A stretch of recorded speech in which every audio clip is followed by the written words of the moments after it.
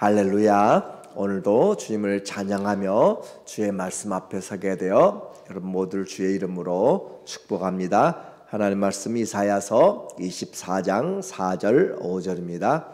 땅이 슬퍼하고 쇠잔하며 세계가 쇠약하고 쇠잔하며 세상 백성 중에 높은 자가 쇠약하며 땅이 또한 그 주민 아래서 더럽게 되었으니 이는 그들이 율법을 범하며 율례를 어기며 영원한 언약을 깨뜨렸음이라.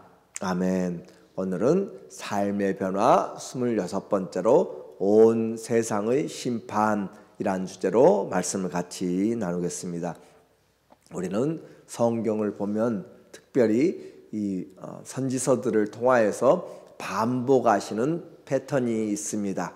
그것은 곧 회개와 심판 그리고 구원이라고 하는 그런 반복적인 교훈이에요. 그래서 우리의 삶에서 가장 힘든 것이 반복하는 것이죠. 반복적인 것. 그러나 또 다른 방면으로 생각하면 가장 무서운 능력이 반복하는 것입니다. 습관 얼마나 무서운지 몰라요. 그러나 기도하는 습관을 붙여서 예수님이 기도하신 것처럼 기도하는 그 쌓아놓은 선에서 선을 행하는 것처럼 우리에게 반복적인 것, 좋은 것들은 엄청난 힘을 발휘합니다. 기도할 때 하나님이 우리에게 은혜를 주시고 또 말씀을 묵상하는 그 습관이 되고 사랑하는 것이 우리에게 훈련이 되고 경건의 훈련이 될 때 그 반복이라고 하는 것을 통하여서 우리 또 반복되어지는 그 능력은 놀라운 것이에요. 그래서 오늘 선지서를 보면서 우리에게 왜 똑같은 또 말들을 계속하고 있는가, 우리의 삶의 신앙의 뿌리가 되도록 그렇게 하는 것이에요. 우리는 1장부터 12장까지 이스라엘과 유다에 대한 심판을 이사야서를 통하여서 말씀하였고 또 13장부터 23장까지 이스라엘을 둘러싸고 있는 열국에 대하여서 하나님이 심판의 경고를 하셨어요. 이제 오늘 24장부터 27장까지 4장에 거쳐서 우리에게 이 이스라엘의 열국에 있는 그 근처의 나라만이 아니라 온 세상을 향한 하나님의 심판과 또 구원에 대한 것을 말하고 있습니다. 마치 마태복음 24장부터 25장까지 종말에 대해서 이야기한 것처럼 이 이사야서 24장부터 27장까지는 이사야서에 나와 있는 소묵시록이라 그렇게 할 수 있을 정도로 계시록, 묵시록 그렇게 예언이 담겨져 있어요. 하나님의 말씀이 이 세상에 전체를 주관하고 있다라고 하는 것을 말하는 것이죠. 이제 우리에게 이 죄는 심판을 부르지만 회개하는 자에게는 하나님이 구원을 베푸시는 것을 다시 한번 이야기합니다. 1절에 보니까 보라 힘내라고 하는 히브리어를 통하여서 주목해서 들으라라고 하는 거예요. 여호와께서 땅을 공허하게 하시며 황폐하게 하시며 지면을 뒤집어 엎으시고 그 주민을 흩으시리니 하나님이 행하시는 일들을 좀 지나쳐 귓등으로 듣지 말고 주목하여서 보라라고 하는 것이에요.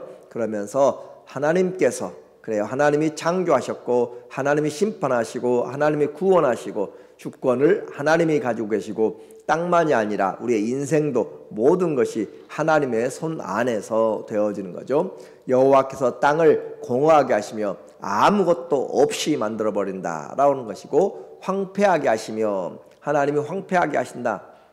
다 초토화시켜버리는 것이죠. 황폐하게 아무것도 쓸 수가 없도록. 그리고 지면을 뒤집어 엎으시고 변경시키고 왜곡시키고 그런 말들이요.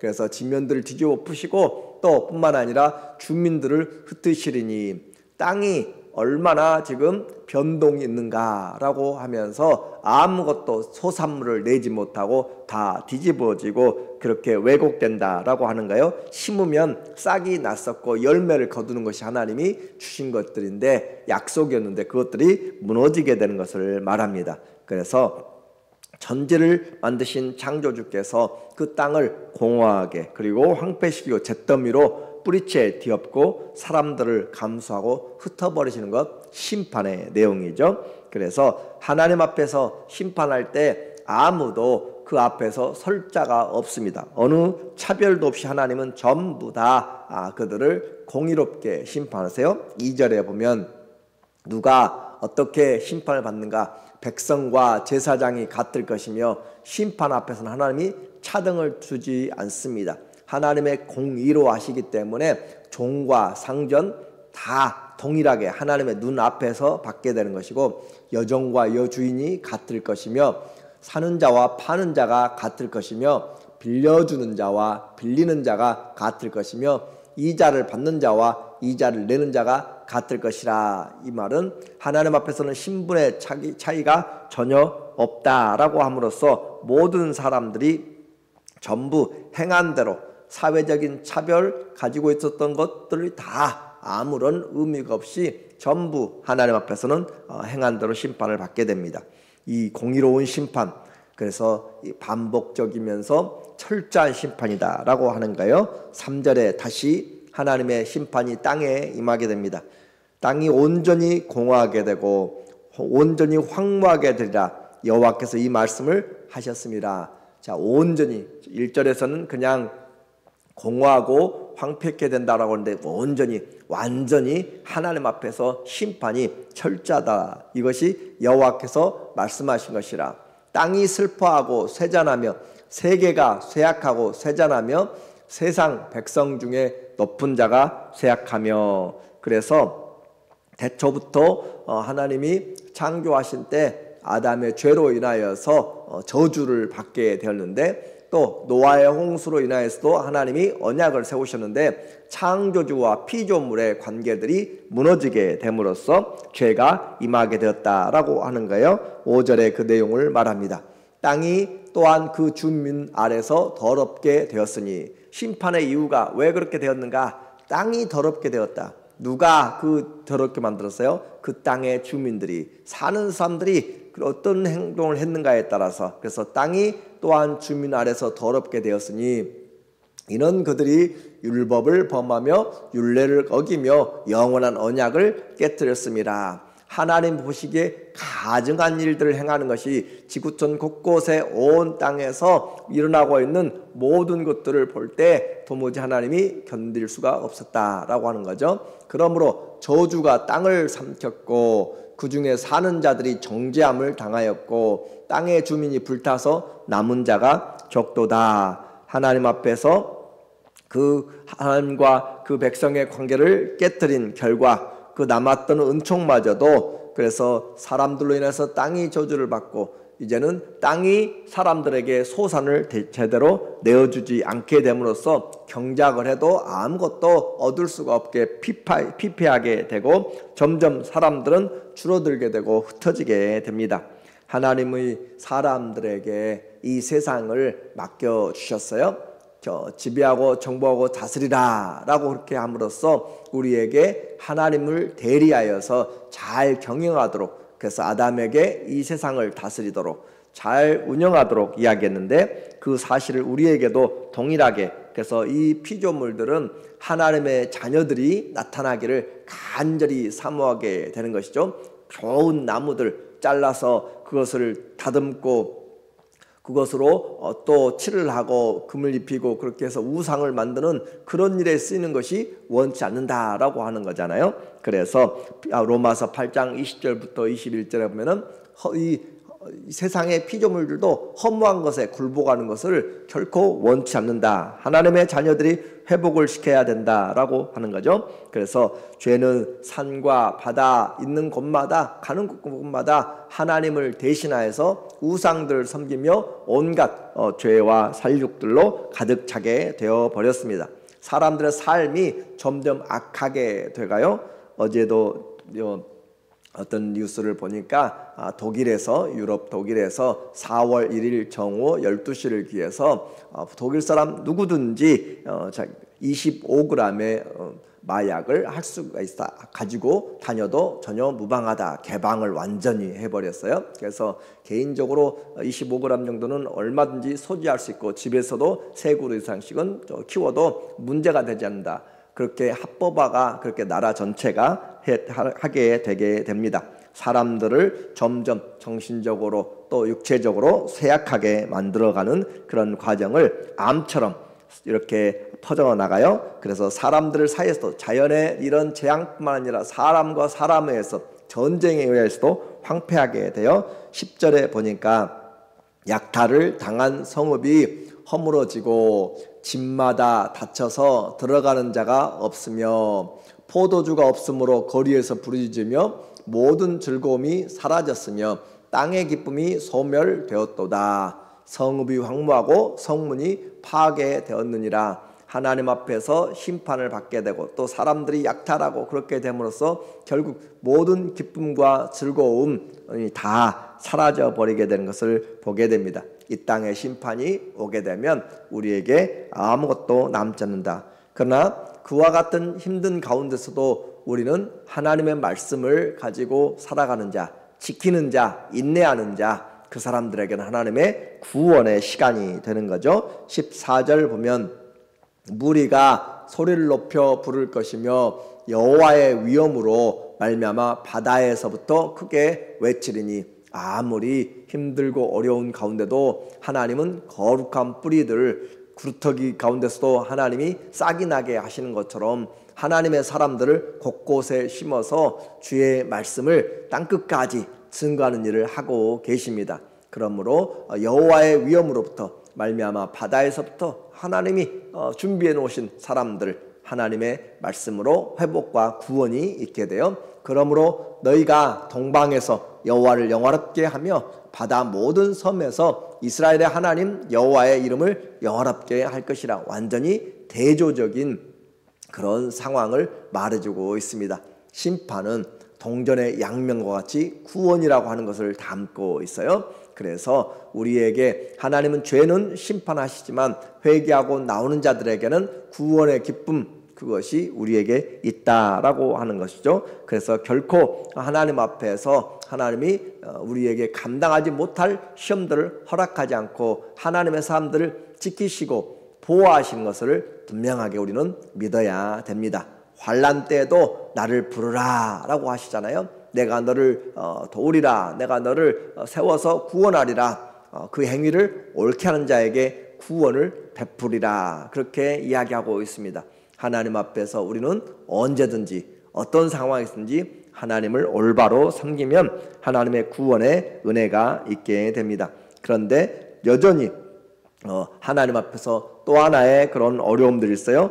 하나님을 신뢰한 자들이 주님 앞에 나와서 구원하는데 16절에 보니까 땅 끝에서부터 노래하는 소리가 우리에게 들리기를 의로우신 이에게 영광을 돌리세 하도다. 그런데 그와 같이 찬송이 있는가 반면에 또 주어진 현실을 바라볼 때 이사야의 눈에 너무너무 참담한 심판의 결과들을 지금 보고 있기 때문에 이 16절에서는 두 상황을 지금 같이 비교를 하고 있어요. 그래서 상반전에는 이 땅끝에서부터 이와 같이 의로운 하나님께 찬양의 영광이 있게 되고 또 하반절에서는 그러나 나는 이르기를, 여기는 이사야 선지자의 고통이에요. 나는 이르기를 나는 쇠잔하였고 나는 쇠잔하였으니 내게 화가 있도다. 배신자들은 배신하고 배신자들이 크게 배신하였도다. 종말에 가게 되면 가장 많이 나타나는 것이 배도라고 이야기했어요. 하나님 앞에서 배도하고 사람과 사람 사이에서 사랑에 대해서 배도하고 모든 것이 배도하게 된다. 그것이 바로 배신자, 배도하다라고 하는 이 빠가드라고 하는 이 히브리어가 이 16절에서 5번이 사용됐어, 원어에는. 그래서 배신자들이 배신하고 배신하고 또 크게 배신하고 또 배신한다. 마지막 때 나타나는 현상, 믿음에서 떠나게 되는 것, 배신하게 되는 것. 그러나 우리는 그리스도 안에서 끝까지 신뢰하는 것. 믿음은 절대 뒤로 돌아서지 않는다고 그랬고 믿음의 시작도 그리스도고 믿음의 완성도 그리스도이기 때문에 우리의 신앙은 어떤 사람이나 환경이 아니라 끝까지 우리의 눈을 그리스도에게서 떼지 않도록 그래서 그 믿음을 지켜나가는 자에게, 뒤로 물러가지 않는 자에게 하나님이 기쁨을 주시고 소망과 승리와 영광을 주세요. 그러나 반대로 그리스도에게서 눈이 돌아가게 되면은 그것은 배신자가 되고 물러가게 되고 처음에는 은혜로 시작했다가 육체로 마치게 되는 그런 어려운 일들을 당하게 됩니다. 하나님을 거역하는 형태가 점점 더 악해짐을 나타나는 것을 보면서 이사야는 견딜 수가 없었어요. 그래서 이 구원과 심판이 이 16절 한 절에서 분명히 나눠지게 되죠. 끝까지 회개하지 않는 자들에게 기다리는 것은 분명한 심판입니다. 18절 두려운 소리로 말미암아 도망하는 자는 함정에 빠지겠고 함정 속에서 올라오는 자는 올무에 걸리리니 이는 위에 있는 문이 열리고 땅의 기초가 진동함이라. 땅이 깨지며 땅이 갈라지며 땅이 흔들리며 그러니까 앞으로 임하게 될 종말에 임하게 될 그 심판은 우주적이다라고 하는 거예요. 전 우주적으로 하나님께서 그렇게 흔들어 놓으신다라는 것을 통하여 그러나 하나님이 견디는 자 주님을 바라보는 자들에게는 또한 하나님이 예비하신 은혜들을 베풀어 주십니다. 결론은 악인의 심판과 하나님의 영광, 악인에 대한 심판과 하나님의 영광의 승리입니다. 21절 그날에 여호와께서 높은 데서 높은 군대를 벌하시며 땅의 왕들을 벌하시리니 그때 달이 수치를 당하고 해가 부끄러워하리니 이는 만군의 여호와께서 시온산과 예루살렘에서 왕이 되시고 그 장로들 앞에서 영광을 나타내실 것이라. 이렇게 오늘 우리가 사는 세상 하나님 맡겨주신 구속의 현장입니다. 성도들은 이 세상을 그냥 상관없다가 아니라 정말로 기도를 많이 해야 될 때 우리 이웃들을 위해서 우리가 살고 있는 이 지역을 위해서 하나님이 맡겨주신 사명을 위해서 기도의 청지기가 되어야 되고 환경에 하나님이 다스리는 올바른 일들을 우리가 해야 돼요. 영적으로는 복음의 제사장들입니다. 이방인들을 죄인들을 하나님께 돌아오도록 해서 하나님께 올려드리는 복음의 제사장이고 환경적으로는 세상의 청지기가 되고 맡겨준 일들에 대해서 사명을 충성스럽게 감당하는 사람들. 그래서 나만 그냥 신앙생활 잘하면 되는 것이 아니라 우리의 죄들을 보면서 뉴스들을 보면서 주어진 사람들의 그 성품들을 보면서 정책 결정들을 보면서 하나님께 기도해 나가는 것. 그래서 기도에 깨어 있어야 될 때가 바로 이러한 어려운 때인 것이죠. 성도의 신앙 오늘 한순간이 아니죠. 종말론적으로 승리를 바라보면서 주님과 동행한다고 그랬어요. 그래서 의로운 롯이 소돔과 고모라에서 불의한 자들의 그 삶을 보면서 그 의로운 마음이 상하였던 것처럼 오늘도 우리는 이 땅을 바라보면서 주님 앞에 중보하는 그 삶 하나님께 해야 되는 거죠. 심판과 구원 양쪽에 있다고 그랬어요. 그래서 하나님 앞에서 악한 자들은 반드시 심판을 받게 되는 22절 그들이 죄수가 깊은 옥에 모임같이 모이게 되고 옥에 갇혔다가 여러 날 후에 형벌을 받을 것이라. 최후의 종말의 심판까지 이렇게 이사야 24장부터 27장까지는 반복하여서 우리에게 말해주고 있습니다. 주님의 다스리심은 영원부터 영원까지입니다.